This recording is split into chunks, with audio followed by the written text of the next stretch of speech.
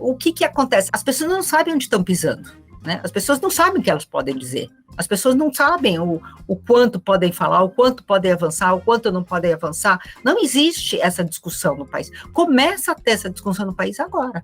Então, a gente ainda está engatinhando nisso.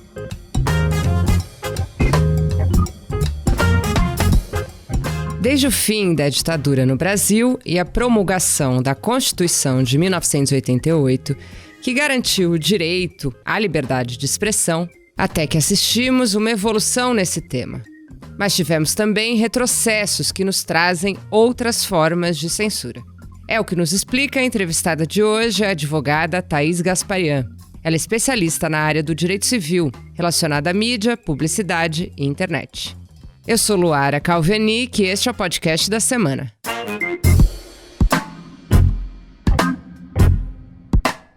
Gasparian, também cofundadora do Torna a Voz, uma associação que trabalha para garantir a defesa jurídica especializada àqueles que sofrem processos ao manifestarem suas ideias.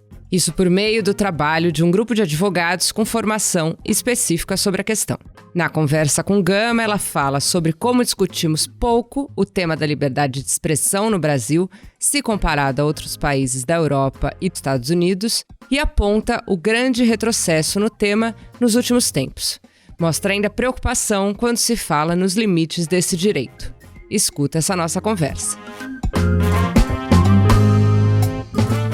Doutora Thaís, muito obrigada por estar aqui com a gente hoje. A gente tem uma edição sobre censura aqui na Gama e eu queria te perguntar qual a situação da censura no Brasil hoje, se existem novas formas de censura, se comparado a outros tempos aí que o Brasil já enfrentou.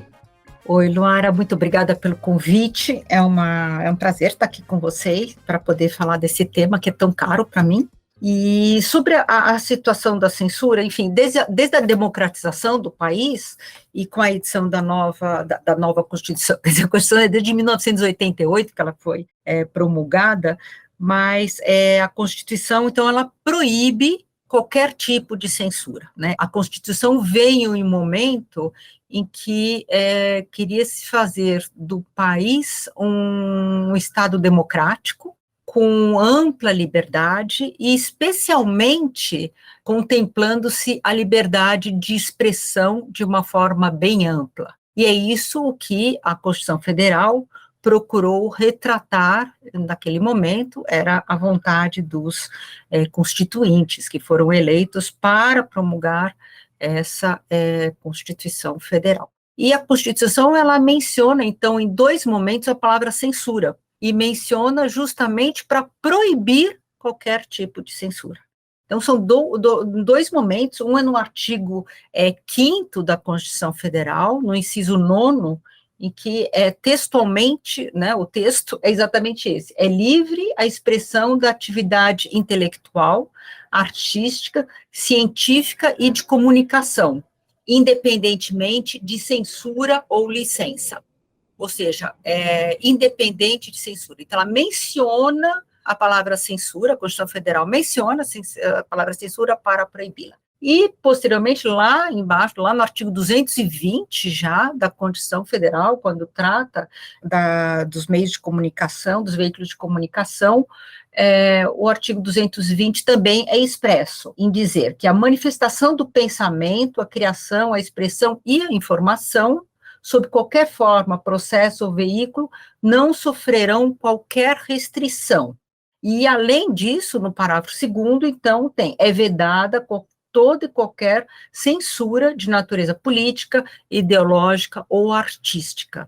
Então, qualquer tipo de censura é completamente proibido. É claro que a Constituição Federal foi promulgada, houve essa vontade, enfim, de se fazer livre a liberdade de expressão, a liberdade de imprensa, sobretudo, né? Saímos, então, do momento em que a censura tinha sido muito forte, a censura prévia muito forte, mas a sociedade não muda de um dia para o outro. Né? Então, não é porque o 8 de outubro de 1988 foi promulgada a Constituição que a sociedade mudou completamente, não mudou.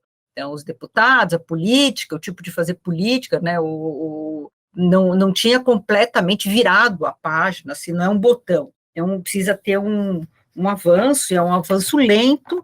Então, nesses anos pós-Constituição Federal, até mais ou menos o que eu sugeriria falar, não sei, até 2010, 2013, talvez, a gente viu um avanço e uma estabilização dessas questões que dizem respeito à censura ou alguma forma de restrição da liberdade de imprensa ou da liberdade de expressão. Então, a gente viu uma evolução até então. Mas a partir de 2013, eu acho que com aqueles movimentos, lembra de junho de 2013, que começou a haver uma grande polarização na sociedade, depois 2016, com o impeachment da Dilma, mais polarização, e depois em 2018, com a eleição do Bolsonaro, as coisas começaram a mudar. A gente vê agora que eu não falaria com tanta certeza, como eu falava antes, que nós estamos evoluindo nessa questão de você abolir qualquer forma de censura. Né? Eu acho difícil eu falar que o país continua caminhando nesse sentido, pelo contrário. Eu acho que teve, desde ali, não sei exatamente precisar qual data, eu acho que teve um retrocesso, e a gente começa a ver outras formas de censura. Não é exatamente aquela censura prévia que a gente via, então, na época da ditadura, que tinha um censor, que ficava na redação dos jornais, e que proibia determinadas matérias, as pessoas tinham que mudar as matérias, proibia músicas, né? As músicas, antes de serem apresentadas, elas tinham que passar para um departamento que fazia a seleção, via se elas eram aprovadas, se elas podiam ser gravadas ou não, se elas poderiam ser cantadas na televisão, onde fosse no rádio e tudo, ou não.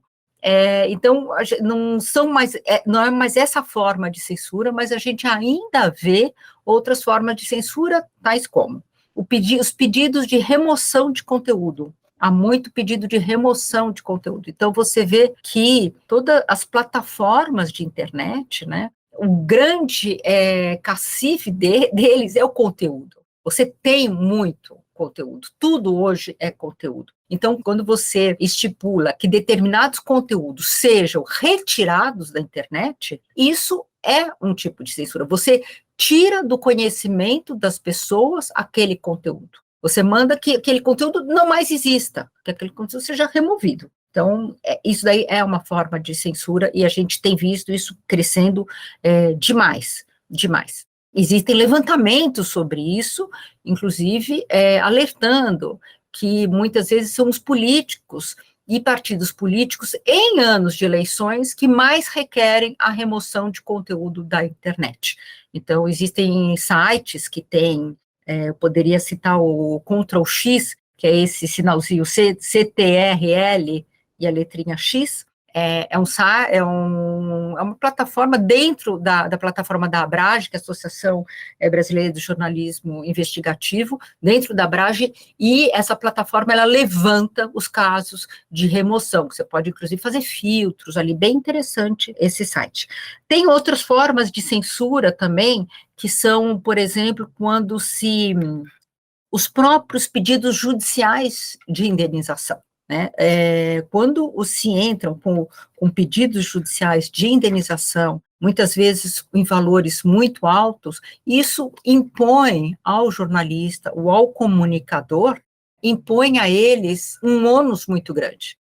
E que se não vale pelo medo, se não inibe, além de inibir, impõe a eles uma autocensura. Exato. Os jornalistas começam a ter medo, enfim, de publicar coisas, então começa a impor uma autocensura. Doutora, seriam casos, então, do assédio judicial, né, sobre o qual você já falou algumas vezes. Isso, exatamente. O assédio judicial, ele se caracteriza quando um comunicador, um jornalista, né, não vou me reter aqui só no jornalista profissional, mas, enfim, qualquer comunicador, quando de repente esse comunicador, um escritor, um artista, recebe um número enorme de processos em um curto espaço de tempo.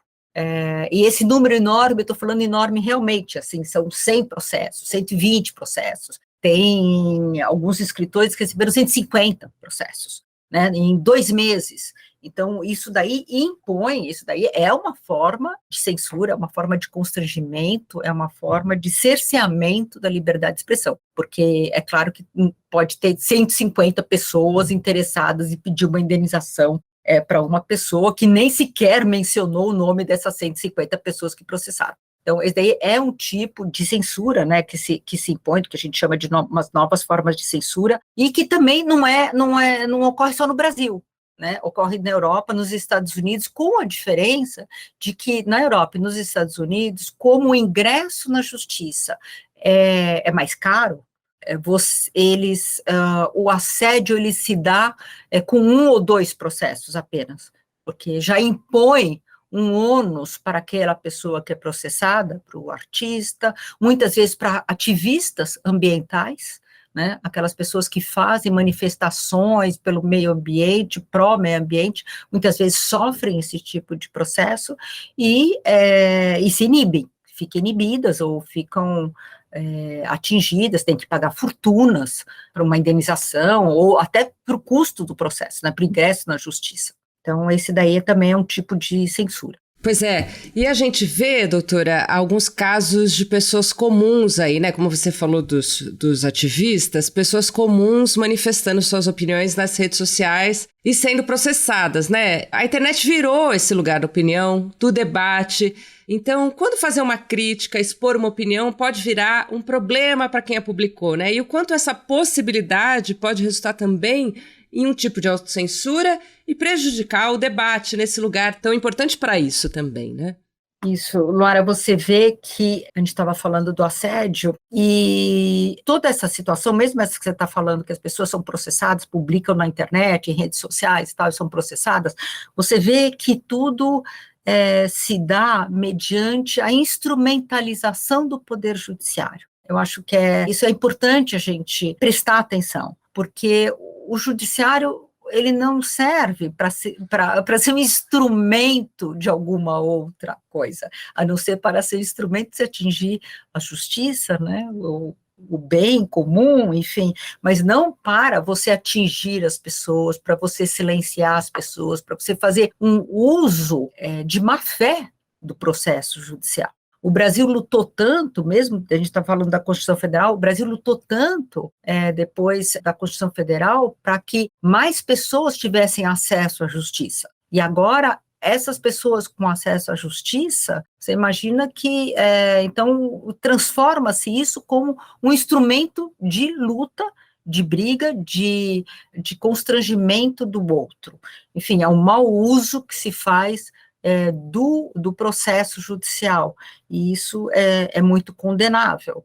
É um absurdo que se use isso, e me parece que o Poder Judiciário está se dando conta de que isso está acontecendo, né? Nós já passamos por alguns casos desse no Brasil, que foram bem noticiados, e o Poder Judiciário já está percebendo que isso está ocorrendo e deve tomar providências aí, tem processo do Supremo Tribunal Federal questionando esse tipo de mau uso do Poder Judiciário.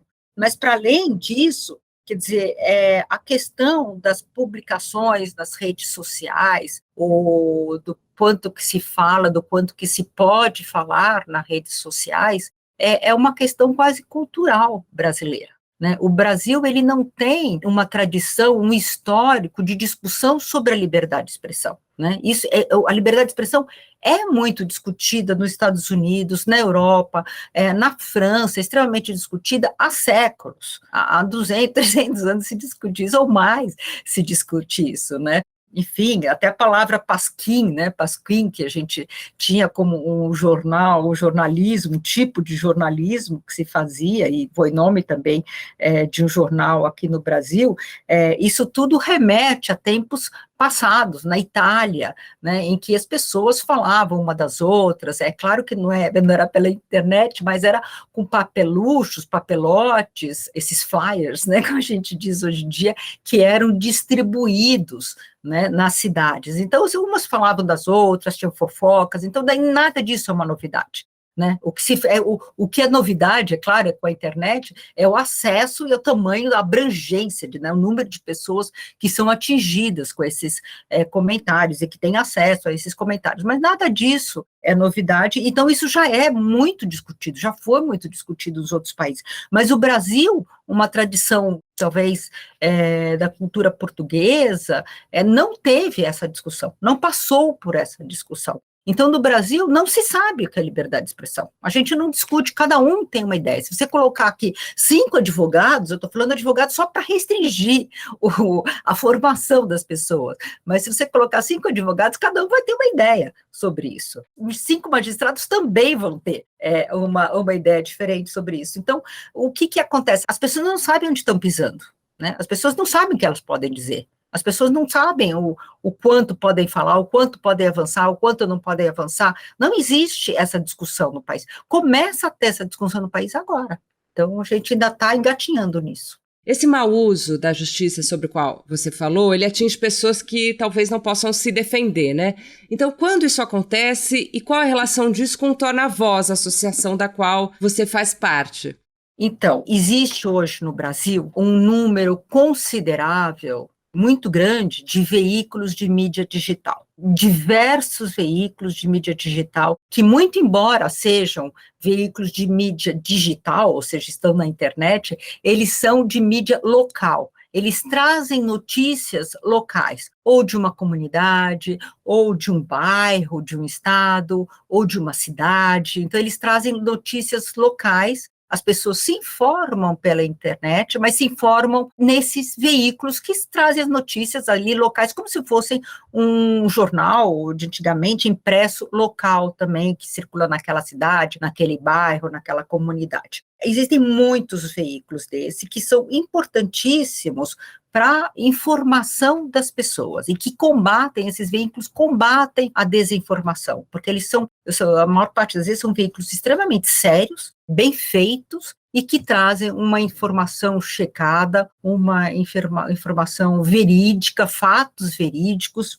e revelam, muitas vezes, opiniões importantíssimas, são verdadeiros formadores de opinião, influenciadores que acabam influenciando a opinião de muitas pessoas, com notícias importantes sobre aquela comunidade. Então, esses veículos de mídia digital são importantíssimos, têm um papel muito relevante na sociedade. E esses veículos, eles costumam sofrer esse tipo de assédio judicial. Né, cada notícia que eles trazem sobre aquela comunidade, sobre aquele bairro, sobre aquela cidade, muitas vezes eles são processados, né, eles sofrem esses processos. E são pequenos veículos, muitas vezes, veículos que não contam com recursos para se defender, com recursos financeiros para se defender, para contratar um advogado, para pagar as custas de um processo, para depois, eventualmente, ter que pagar uma indenização. Né, muitos desses veículos, ao terem que se defender, eles acabam fechando suas portas. O Torna-Voz veio para defender a liberdade de expressão mediante o financiamento da defesa judicial. Então, o Torna-Voz, ele pretende financiar, ele vai pagar a defesa judicial desses veículos, não só de veículos, pessoa jurídica, mas também de pessoas físicas. Pessoas físicas, comunicadores, o próprio jornalista, pessoa física, ou comunicador, ou artista, muitas vezes são professores que estão prestando depoimentos, que estão fazendo alguns trabalhos. Ótimo, doutora. E para finalizar, tem um outro tema que é relacionado à liberdade de expressão na internet, que é até onde ela vai, né? Porque a gente vê ali muitos discursos homofóbicos, racistas, e aí a gente pensa, né, por princípio, até onde vai a liberdade de expressão de cada cidadão quando a gente fica diante a esse tipo de manifestação pública na internet? Então, você viu, Luara, que a gente, quando eu li ali alguns dispositivos da Constituição Federal, você vê que a Constituição Federal, ela propugna por uma ampla liberdade de expressão. Eu fico muito sem graça, quase, quando eu vejo a quantidade de vezes que as pessoas se referem aos limites da liberdade de expressão, como se elas mal pudessem aceitar que nós temos uma plena liberdade de expressão, e logo queiram falar dos limites, né? Então, vamos definir alguma coisa pelo seu limite, e não por aquilo que ela é. Então, sempre me parece muito, diria, não sei nem se é sem graça, constrangedor, muito pernicioso esse tipo de colocação, né? Que já logo vai falando dos limites da coisa, quando nem se fala da própria coisa. Então, a Constituição Federal, ela estipula que a liberdade de expressão é extremamente ampla, e a liberdade de expressão, ela diz respeito também, como eu li aqui, quando eu li aqui, que é a manifestação do pensamento, a criação, a expressão e a informação. A liberdade de expressão, ela está extremamente relacionada à liberdade de informação. Todas as pessoas, elas podem ter informações. É um direito constitucional, é um direito humano você ter informações sobre o Estado, sobre a política, sobre o que acontece no país, enfim.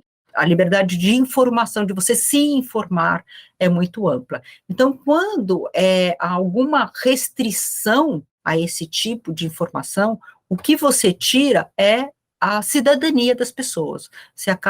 As pessoas não são mais cidadãos, elas não podem se informar livremente. Então, é extremamente grave tudo isso. Mas quando a gente está falando de internet, de redes sociais, enfim, tudo isso é uma conversa muito mais no varejo, né? A gente não está falando, talvez, de informações tão relevantes, se bem que, você vê, né, o presidente da República, ele quase que governa pelo Twitter, né? Então, você tem muitas informações que são veiculadas hoje em dia pela internet ou pelas redes sociais. Então, as pessoas se manifestam nessas redes sociais. Tem que se ver sempre qual é o contexto que a pessoa se manifestou. Se a pessoa exprimiu uma ideia, por exemplo, racista, né, daí você tem um crime aí, né, um crime de racismo, uma discriminação, né, é muito grave, é isso. Então, esse tipo de expressão racista, ela não é acobertada, vamos dizer assim, né? Ela não está no guarda-chuva da liberdade de expressão. Eu diria, eu acho que essa daí é a principal o ponto.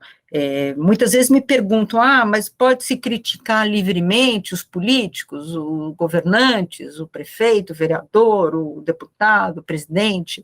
Pode criticar, né? Desde que, claro, você não atinja a pessoa num ponto particular da vida dela, né? Um ponto que talvez não interesse para a população, a vida particular da pessoa, mas que você fale, critique o funcionário público na atuação dele da vida pública, é necessário que seja feito isso, né? Os funcionários públicos, eles são todos eles, né? Os deputados, vereadores, todos eles devem suportar essas críticas, né? Eles são obrigados a suportar essas críticas.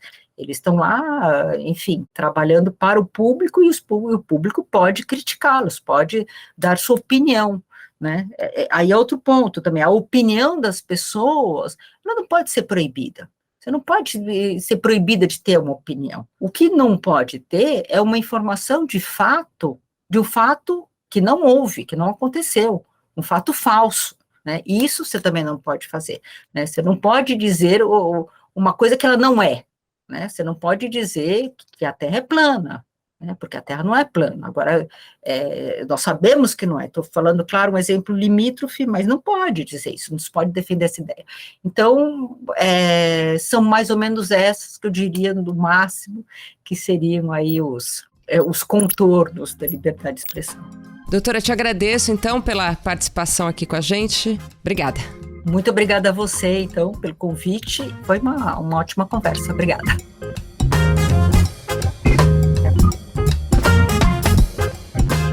Se você quer saber mais sobre esse tema, eu te convido a entrar no site da Gama. Tem uma edição inteira sobre censura. A gente traz especialistas de diferentes frentes para falarem de novas formas de censura. Entre eles o psicanalista Christian Dunker e o jurista Conrado Hübner Mendes. Trazemos ainda uma entrevista com o filósofo e escritor Eduardo Jardim sobre a produção artística no período da ditadura e o papel dos artistas em momentos de opressão. Na editoria de comportamento, tem também uma matéria sobre mulheres, autocensura e a chamada síndrome da impostora. Para terminar, tem o bloco de notas, uma seção com dicas e referências da redação. Nas plataformas de áudio como o Deezer e o Spotify, no site da Gama e no YouTube, você pode ouvir o podcast da semana. Com roteiro e apresentação de Luara Calvenic, este é o podcast da semana. A cada 7 dias, um tema novo para você. A edição de som é do Roberto Soares. Até semana que vem.